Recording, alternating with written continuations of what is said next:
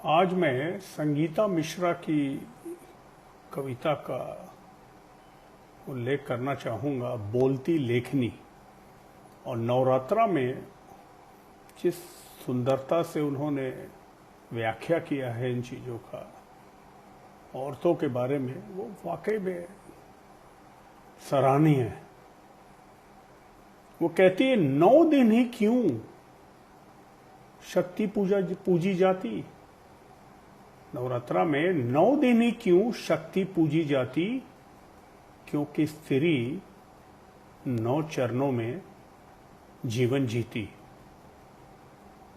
अब वो 9 चरणों का जो व्याख्या है, प्रथम चरण इस जग में आती, जब उसका जन्म होता, प्रथम चरण इस जग में आती, कुछ को भाती कुछ को अखरती।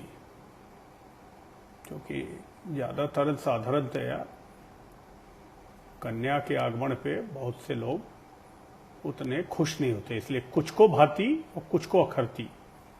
द्वितीय चरण यौवन में भरती, द्वितीय चरण यौवन में भरती, कुदृष्टि की मार से मरती।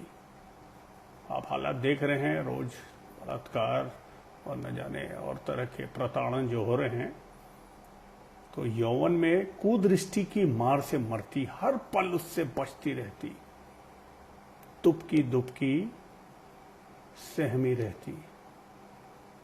तृतीय चरण भार्या बन जाती, सधर्मिनी, धर्म खूब निभाती, सधर्मिनी धर्म खूब निभाती। चौथे में वो गर्भ को धरती,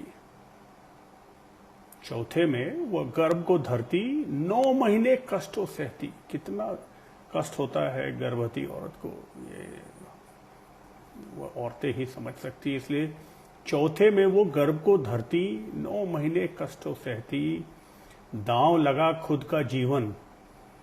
पंचम में वो धरती चरण, नवजीवन को जीवन देती, दोनों कुल को तार वो देती। बहुत सुंदर। छठे चरण दया करुणा त्याग का रूप वो धरती। छठे चरण वो दया करुणा त्याग या रूप को वो धरती।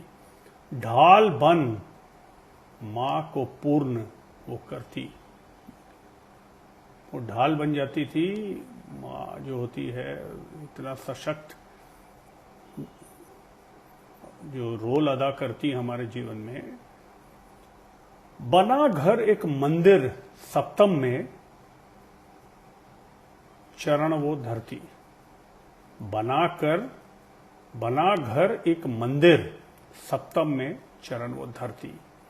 घर मंदिर को प्रेम सोहाई में वो सजाती। और अष्टम चरण प्रौढ़ा अवस्था में धरती। जब वो वृद्ध हो जाती तो अष्टम चरण प्रौढ़ा अवस्था में धरती। खुद जर्जर बट संतानों को दृढ़ता देती। ये होता है मां का बड़प्पन। नवम में अंतिम सांसें वो गिनती, नवम में वो अंतिम सांसें वो गिनती। पर तभी वो मां सुभाशीष ही देती।